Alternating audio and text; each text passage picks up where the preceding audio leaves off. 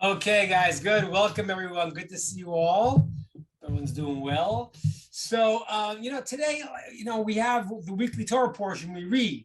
So the weekly Torah portion this week is about the offerings, about the sacrifices called korbanos. So I feel I'm going to have to explain this because this needs a lot of explanation. So I want to talk about the idea of the temple. I want to explain because Noachides are allowed to bring offerings too when we had a temple. We'll talk a little about the two types of offerings that they bring and what that would mean and why maybe there's different opinions about it. But let's start from the beginning, because we know that one of the central commandments of being a Noachide is not to believe in idolatry, to believe in one God, right? Not to do idolatry. Now, what is idolatry? This we need to explain, because most people will think that, well, those were stupid people. They're bowing down to idols. How dumb! We're all so cultured and so advanced that we don't have these ideas. But we need to understand them because the danger is very prevalent in this world still. Let's understand. How did idolatry start? I don't know how idolatry started. I don't know if you had talked about it, right? If you guys ever spoke about it. But the way idolatry started was like this, because it's strange. If you look at the history, idolatry starts 3 generations into society. That's crazy. That means you have Adam, Shais, and then Enosh already. By the generation of Enosh, Shait's son, Seth's son, it says that they started committing idolatry. That's what the verse says. How did that happen? It's very soon. Shouldn't have happened yet. So the origin of idolatry was not the stupid people you see today. It was a very good rationalization, but very messed up too. As all lies, every lie has to have a little bit of truth. So the early idolaters said like this. They said, listen, God created everything in the world. That we know that. And all of these things are like they're God's servants, so to speak. So if you had a case, we had a king, and he sent the messenger to do something, I don't know, whatever, to come to your town and to say the king's decrees or whatever it is, so you would honor the king's messenger. So we should also honor the messengers of God. So if the sun is giving us light, then God is giving us the sun to give us light, so we should thank the sun also. That was the original flaw of the idolaters, which is not a crazy idea because, okay, if you understand it, like, when we say the grace after meals, in Jewish law, we're thanking God after a blessing. We even say, and God should bless the table we ate on. Meaning that the table didn't do anything, but things in the world that give a benefit to us, you should be thankful for. I think I told last week the story about Victor Miller, who put his head in the water. I think I told that story here last week. Victor Miller used to always, I told that story, didn't I, Rod? I'm not sure I told it. I'll repeat it because I didn't tell the story. I don't know if it was a different class I told Yeah, it. you didn't tell the story. I would have remembered that one for sure because Oh, I know it. Yeah. okay, I thought I did, but there's a story about Victor Miller, who was a great rabbi, and one day he was an older man, and his son walked into the house, his grandson, and he saw the great sage, or Victor Miller, with his head submerged in the water, the sink water. Filled the water up with sink with water, and his head was submerged in the sink. And so the grandson's waiting there, like, what's going on? So then finally, after he's waiting for a little bit, waiting, the grandfather's head's in the water. Grandfather pulls his head out of the water. And the grandson says, Grandpa, the great sage of Israel explained this to me. Why was your head submerged into water in the sink? So he said, I'll tell you why. Because today I walked out of the house And I heard somebody saying, oh, the air is so smoggy, I can't even breathe, it's terrible. And I thought to myself, what do you mean? You're complaining about the air? The air is no good? What would life be like without air for a minute? What would it be like without air for 2 minutes? So I put my head in the water to appreciate the air. When I came out, any air was beautiful. Yes, you mentioned this last week. I did mention last week. I thought I did. Okay, so it's a great story because it's one of these stories that's not just about like the idea, it's the concept. So Victor Miller used to have a whole discussion about the buttons. He'd appreciate buttons and clothes and realize the things that we have in life that we should be thankful for and acknowledge that. So the early idolaters, they said, well, the sun is God's messenger. He's giving us light. Let's thank the sun. But what happened was soon they forgot the source and they just thanked the sun, not as, saying, oh, I'm so glad God gave me clothes and God gave me air, but thank you, air. Thank you, clothes, and making them a separate entity to themselves. That's the origin of idolatry. Okay. Now, this is very, very real. Let's say, like, in Christianity, there's these discussions about the devil fighting with God. That's idolatrous. There's no other power that can be competing against God in any way, shape, or form. And this is where idolatry, you have to understand, it wasn't just dumb people, it was very, very smart people. Such smart people that knew how to hook into spiritual powers in the world and manipulate them. That was also part of idolatry. So, for example, let's say God creates a spiritual force that makes something happen in the world. What they call in Hebrew a malach. In English, they call it an angel. I don't like those names because it has all the connotations that we have that are really off. The word malach is from the word action, malacha, an action. And these are the spiritual rules that God makes to create the world or to run the world, but they have no power of their own. It's like when you look at the law of gravity. Let's say I drop something and it falls down. And you say, wow, who did that? It was the God of gravity. That's idolatry. What is gravity? Gravity is the rule that God made that it should fall down. And there are spiritual forces that also have laws and rules. And once you disconnect them from the source in any way, you are now giving power to something else in the world. And that is idolatry or bordering on idolatry. There's a lot of details here. I imagine that in some of the courses you've done goes through what exactly you can do, can't do. But for the enlightened people that you all strive to be and all are in potential of what you want to understand is you want to realize there's no other power than Hashem. And anything else, all the forces, those are things that God creates to run his world. And they're really, in a certain sense, they conceal God in a certain way because you don't see when I drop something, I don't see that God is saying, oh, this is going to drop right now. I see create a law and the thing functions according to that law. And foolish people can give it its own entity, its own power. And that's already either idolatry or bordering on idolatry. Now, also to realize, the idea of the Holy Temple or a temple in Jerusalem, in a certain sense, should give us a question. But God is everywhere. You can't limit God. What do you mean God is a house? What does that mean? So we don't understand. From God's perspective, there's nothing that can separate God's complete existence everywhere. However, God chose to create a place in the world where his presence can be clearly felt. Okay, and that really was the job of humanity.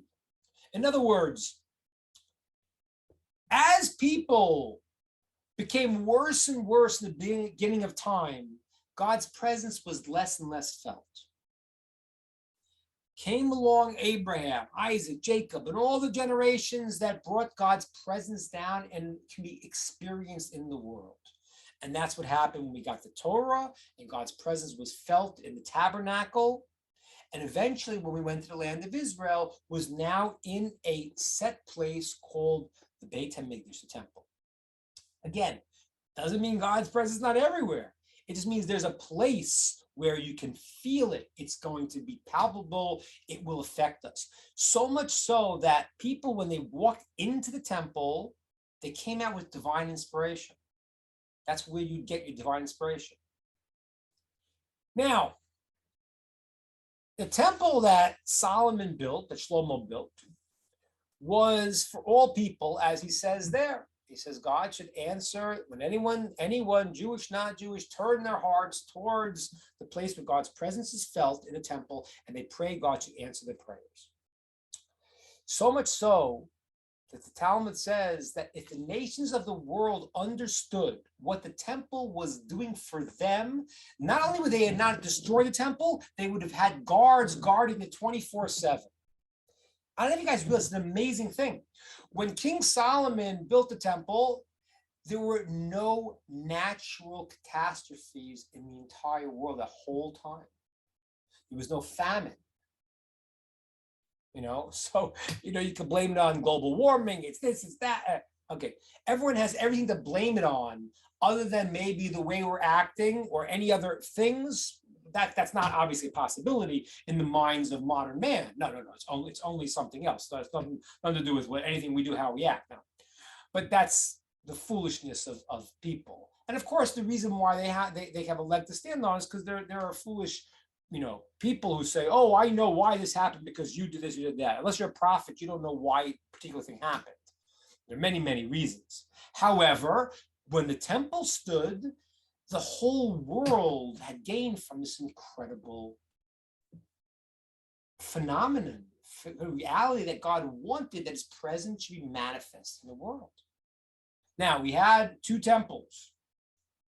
First temple parallels Abraham. Second one parallels Isaac. The third one's going to parallel Jacob, and that's going to be the lasting temple.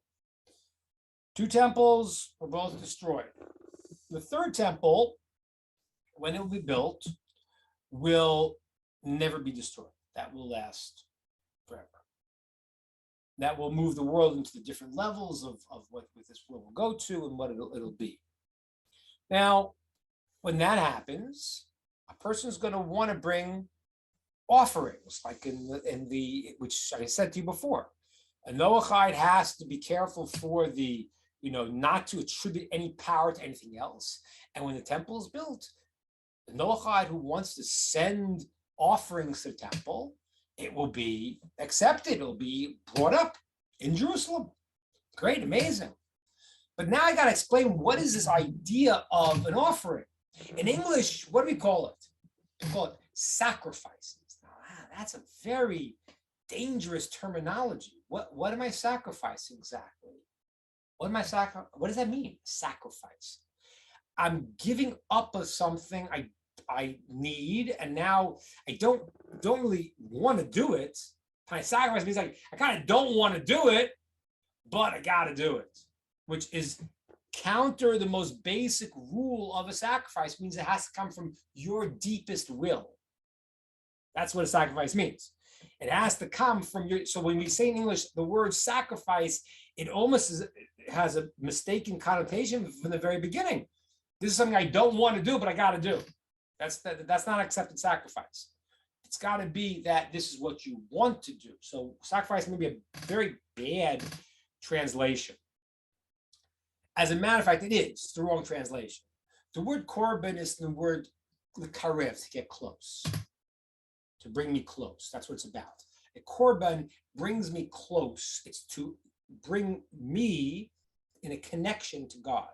So maybe offering is a better word in English. In Hebrew, the word is korban, is a vehicle of closeness. That's what it is. Now let's explain this a second, because here again has the same potential problem. What am I giving? See, when I give something to a friend, it's because they lack something. I'm giving you because you like getting it, because you like the gift I gave you. It's something that you want. So obviously, we're talking about Hashem. If you misunderstand what an offering you're doing is, we're going to have almost an idolatrous understanding. Because if you think God needs our offerings, then we said he has needs. That's already idolatry. That's wrong. The same thing, which you have to understand, and this is really where unfortunately, a lot of religions make a very, very grave mistake. They made this grave mistake in the following. We say that, let's say Hashem loves us. He created the world, he wants to give to us. Okay, that's true. So now the next step people say is, oh, so I relate to God, and therefore he loves me, I love him, and therefore he's like me. He's like he's a person, God forbid, because he has things I can understand. When somebody, let's say, for example, someone feels compassion, right? You're walking down the street and you see a person and he's got, he's got missing a leg and he's got a broken arm and he's filled with boils all over his body, and he puts out his hand and says, give me some money, please. What happens? You have tremendous compassion because you feel bad. So stirs up in you this compassion where I have to give him. If I don't give him something, you know what? I feel bad, right? So now you say, oh, wait a minute. God has compassion. God's compassion is not the same compassion we just talked about. The compassion that I have when I see this person means that it affected me, and I now need to give to them. And although I'm giving to them, but it affected me, and now I'm also in need of helping them. So we got to get that out of our heads. And this is where a lot of people make a great mistake. Yes, Hashem is loving, compassionate, all ways of perfection possible. However, we don't understand the way God acts. We know that's the way he chose to relate to us. He chose to relate to us in a way of compassion, a way of love. That's what we understand. That's the way he set the world up. But don't think we understand God, that now and this is the problem. I mean, the craziest thing, people wearing their gods as symbols, like something that they can understand. Idolatry means that there is a place where the person needs to understand, quantify, limit. This is what it is. I got God in my back pocket. God forbid. You have nothing then. You have a person. You have nothing. That's not God. We don't understand why God, we can't understand God in any way, shape, or form. We can understand only the way he chooses to interact with us. But he needs nothing. So what am I giving him when I bring an offering? He doesn't need anything. So what am I giving? What I'm really giving is, I'm saying I want to be connected. I want to come close. If I realize that the source of everything is God, and I want to connect, then that is what he's allowing us to do by giving of ourselves. Let me explain this a moment. A very deep idea. People ask a question.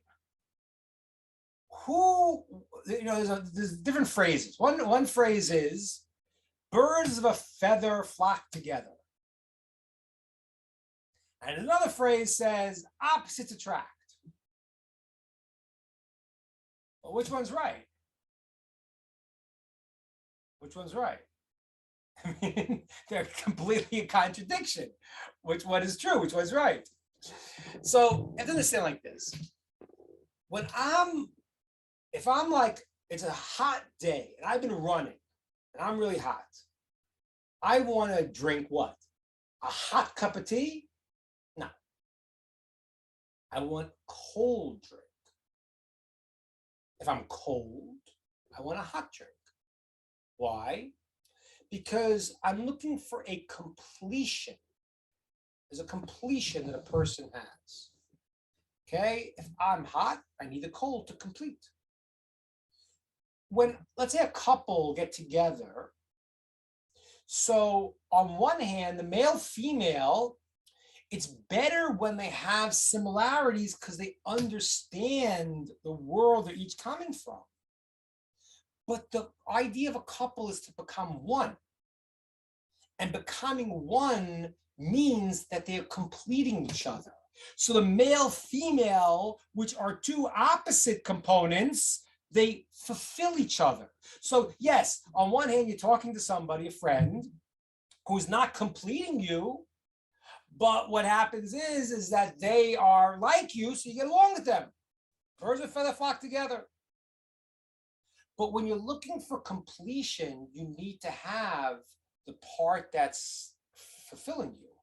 So when a couple gets together, the male and female coming together, that means now, like a hot day getting a cold drink, now you become together, you become one. That is the deeper meaning of when a person becomes unified with their soulmate. Okay, very, very important idea to understand this. In a certain sense, a little different, but in a certain sense, the idea of an offering is realizing my source is God and I want to connect back to my source. It's becoming whole. God doesn't need it. Doesn't need anything. It's not for him. It's for me. It's for me, for the place where I say, I want to come. So maybe it is a sacrifice. Maybe it's an expensive thing you're taking and you're giving up.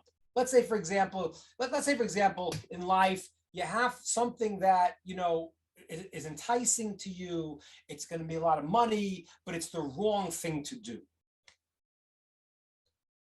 Did you make a sacrifice by not doing it? Right? Imagine you have you could make a lot of money, but it would cause you'd have to cheat or do something that would really be against what you know to be right. So is it proper to call that a sacrifice? Well, in one way, yes, and in one way, no. In one way, it's yes, because you've sacrificed what you could have had that would have been inappropriate, or that money you could have made. But on the other hand, it's not really a sacrifice because the thing you would have lost if you would have cheated would have been much greater. I prefer to be this person who is this righteous person because that's the real me. And if I do the other thing, I'm actually giving up the greater thing of value, who I am. So the word sacrifice in English is like a weird kind of word. Yes, you're whatever you're bringing, the offering you're bringing is costing you money. But what you're trying to do is you're saying, I am connecting to my source, and that's where I really belong. And that's what God lets us do. Let's bring offerings. The offering's a statement that I'm really offering myself. You see, we have items in the world. We have things that we own. And the things we own are God given to us that allow us to use them in a way to make the world better. In other words, it's not an accident you have your car.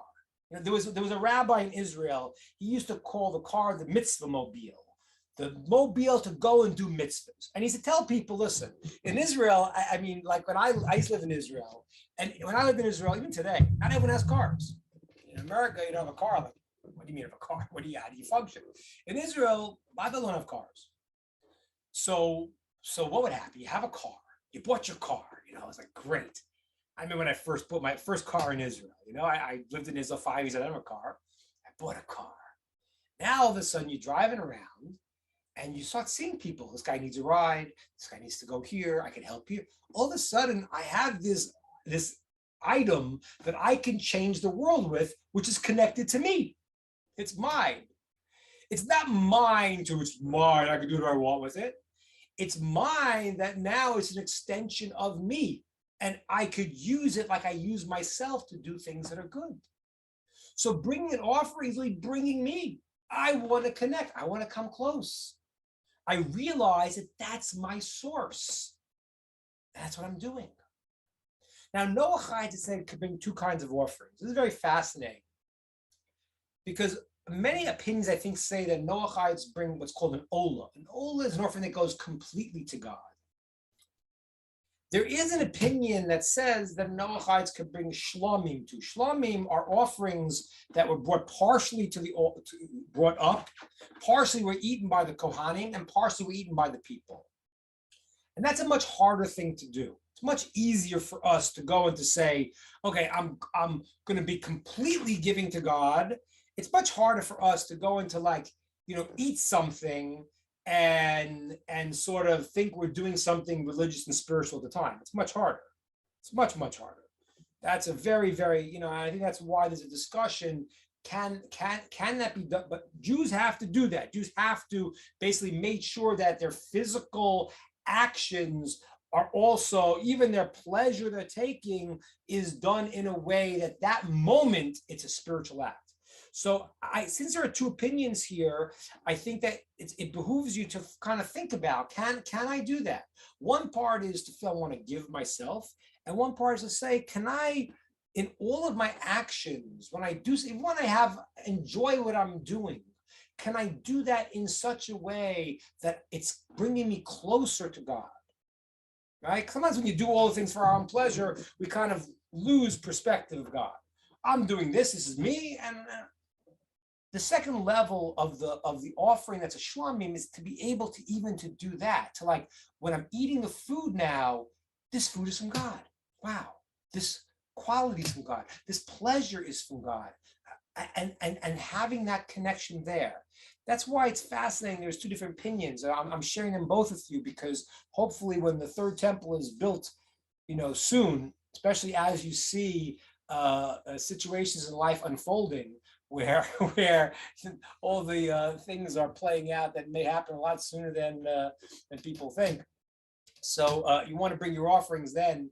So you'll certainly bring the offerings of the olos, the ones that go completely up to the heavens, but you also hopefully will be able to bring the ones that will bring shlomim, that are whole in every way, even the ways that we can use them. That's the idea of having a understanding that God doesn't need anything. That's idolatrous. Other powers, that's wrong. That's how the thing started. There's one source of everything. And there's one source of us. And the ability to bring an offering is the recognition that is our source. And we want to get close to our source. And hopefully when the third temple is built, we'll be able to bring offerings quickly in our time. Okay. Open up to questions, ideas.